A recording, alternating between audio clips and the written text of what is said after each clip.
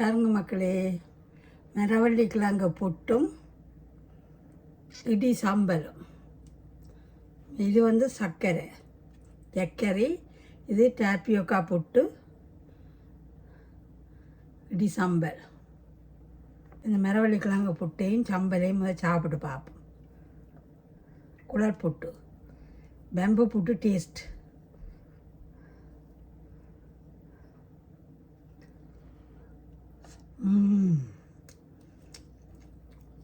இது சம்பளம் நல்ல டேஸ்டாக இருக்கும்.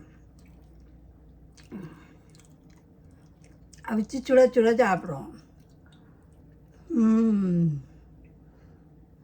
அவங்க மக்களே, இடி சம்பல் ரெடி.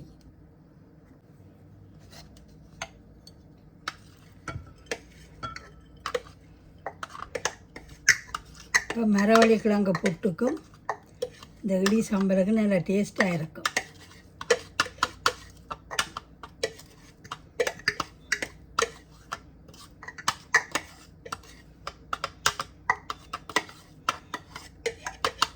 சர்க்கரை ஓட்டும் சாப்பிடலாம். சர்க்கரைன்னா சர்க்கரை.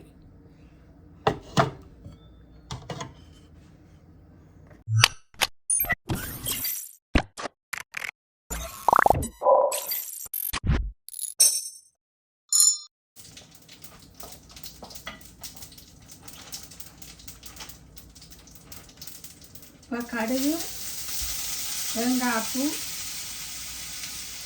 கருவேப்பிலை போட்டு கொஞ்சமாக இப்படி சாதுவாக எண்ணெயில் ஆட்டி கொள்ளலாம்.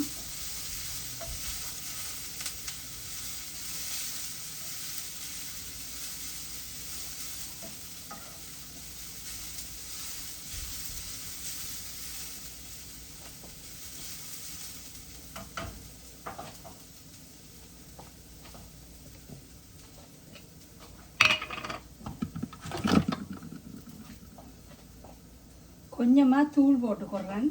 இது மிளகாயை ஒரு எண்ணெய் விட்டு வறுத்து 20 நொறுவலாக திரித்து வச்சுருக்கிறேன்.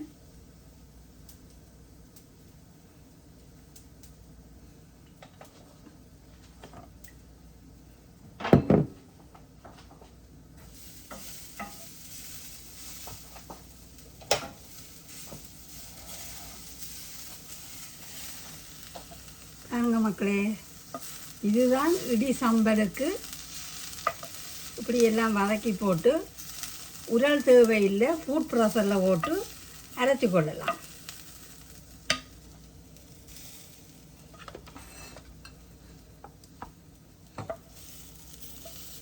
சரியாக உரலில் இடித்த மாதிரி வரும்.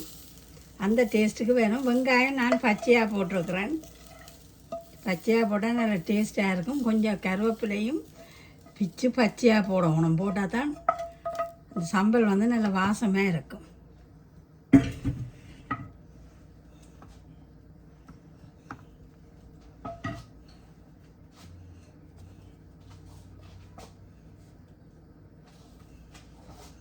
உப்பு போட்டுக்கொள்கிறேன்.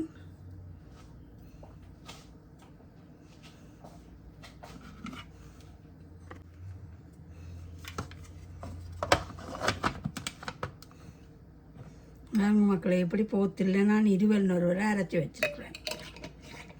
இதை ஃப்ரிட்ஜுக்குள்ளே தான் வைக்கிறேன்.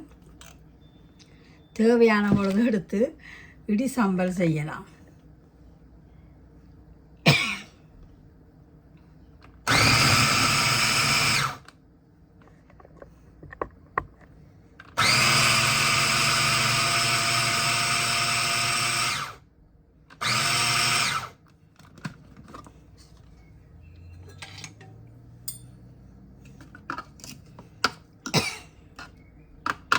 கொஞ்சம் மிளகாய் வறுவட்டோன்னா இருமுது.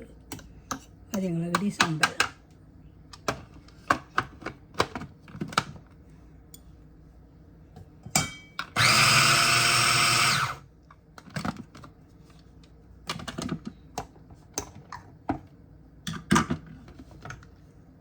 இடி சம்பல் ரெடி. இப்போ மரவள்ளி கிழங்கு எடுத்து வச்சுக்கலாம். இதை வெட்டி போட்டு இந்த ஃபுட் ப்ராசரில் ஸ்க்ரேப்பர் இருக்குது. ஸ்க்ரேப்பரால் ஸ்க்ரேப் பண்ணி போட்டு இது கிச்சன் ஐட். இது புதுசு.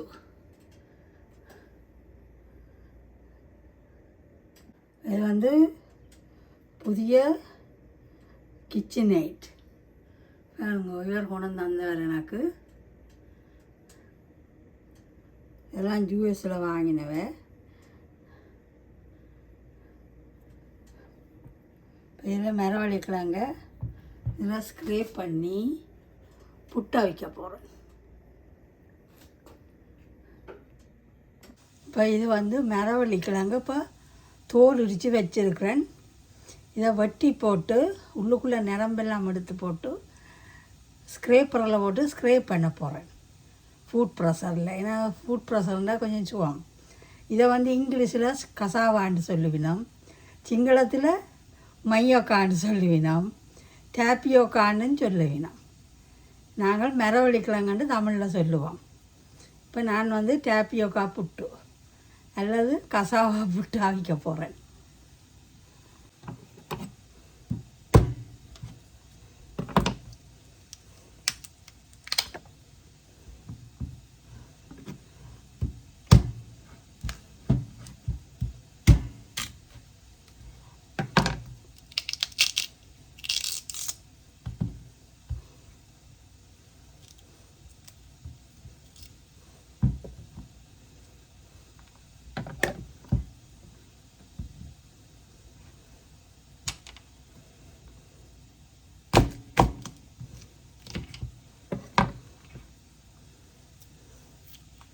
இப்போ இந்த நிரம்பு எடுக்கணும்.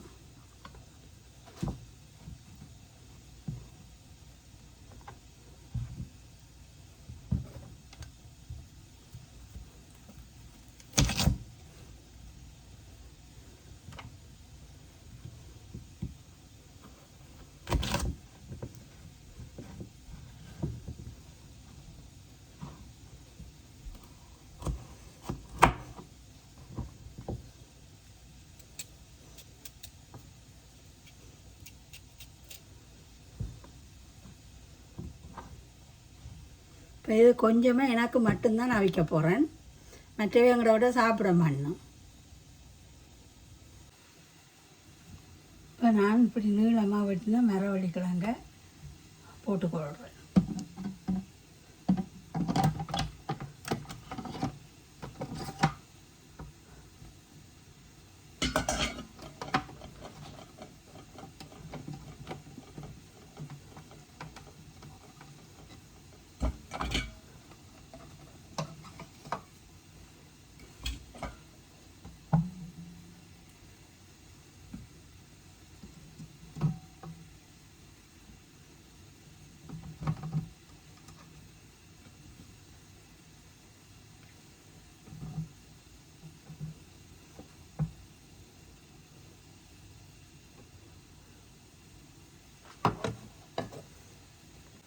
நான் நீளமாக வெட்டின மரவள்ளிக்கிழங்க போட்டுக்கொள்கிறேன்.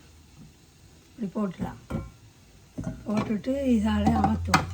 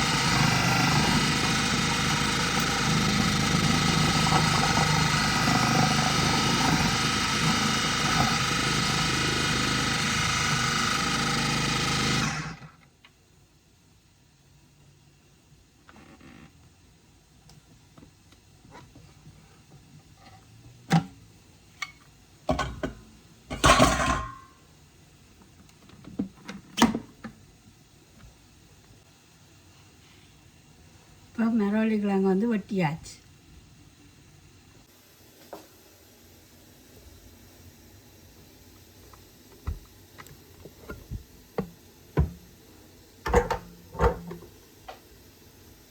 நல்ல வடிவாக வெட்டி இருக்குது.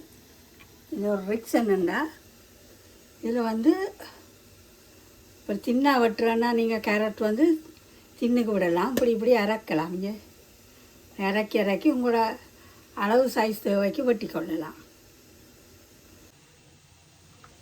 எப்படி ஸ்க்ரேப் பண்ணி வச்சுருக்கிறேன். இனி இதை நீங்கள் புளிஞ்சு ஓட்டும் செய்யலாம். இதுக்குள்ளே கொஞ்சம் அரிசி மாவு போட்டுட்டு ஒரு 2 டேபிள் ஸ்பூன் போட்டு கிளறி போட்டு தேங்காய்ப்பும் போட்டு புட்டா வைக்கலாம். குழல் புட்டா வச்சா நல்ல டேஸ்டியாக இருக்கும். இப்போ வறுத்த வெள்ளி அரிசி மாவு இது வந்து நான் பேக்கெட்டை நிரோ பிராண்ட் வாங்கினேன். இதில் வந்து ஒரு 2 டேபிள் ஸ்பூன் போட்டுக்கொள்ளுவோம்.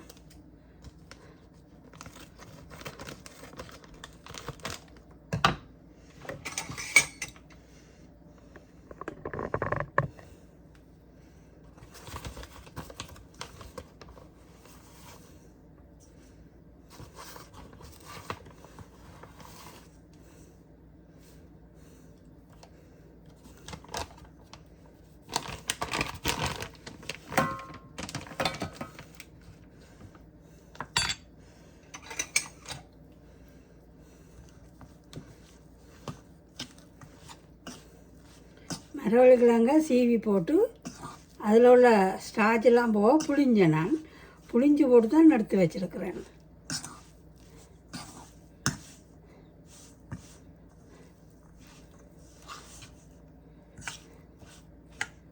அரிசி மாவு போட்டோன்னா கொஞ்சம் முளிர் பதத்துக்கு வருது.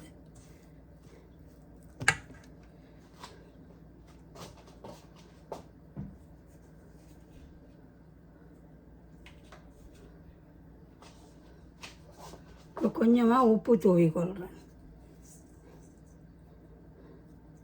எங்கள் கையே குரண்டுது. என்ன செய்கிறது? எனக்கு விருப்பமாக செய்து சாப்பிடணுமெண்டா செய்யத்தான் வேணும்.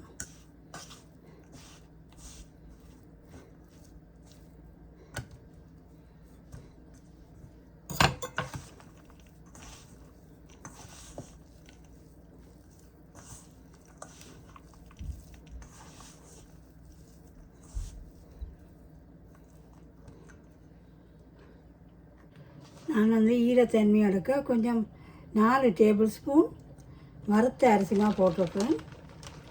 இப்போ கொஞ்சமாக தேங்காய்ப்பு போட்டு கிளறுவோம். இது நீங்கள் கிளறு நீச்சுப்படியில் மாவிக்கலாம். நான் குழலில் தான் போட்டு எடுக்க போகிறேன்.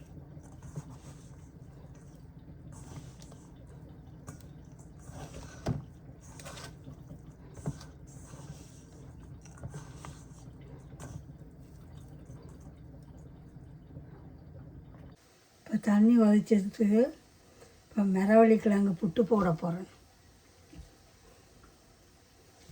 இந்த சில்லை லெவல் படுத்தணும். இப்போ தேங்காய்ப்பு போட்டுக்கொள்ளுவோம்.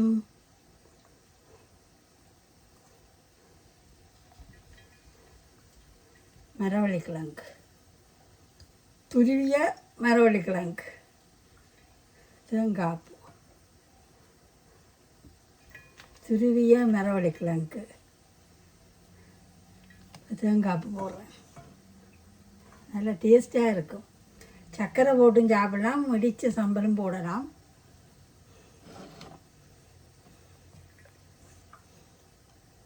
போட்டு சாப்பிடலாம், நல்லா இருக்கும்.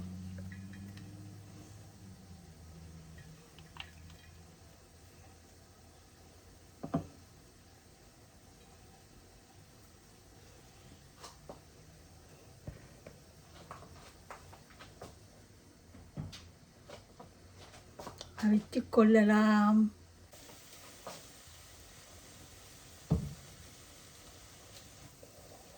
மரவள்ளிக்கிழங்கு புட்டு.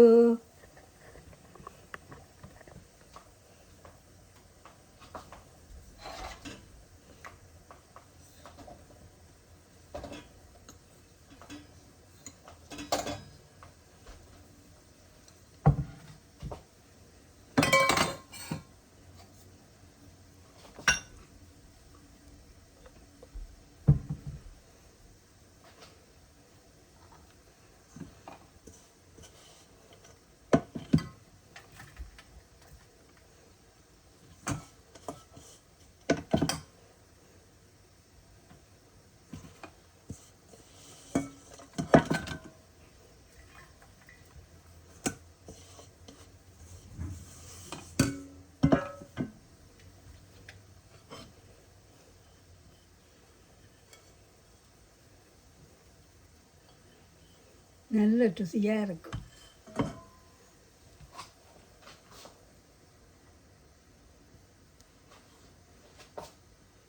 அவியாட்டு மரவள்ளிக்கிழங்கு குடல் பொட்டு, அதாவது கசாவா புட்டு.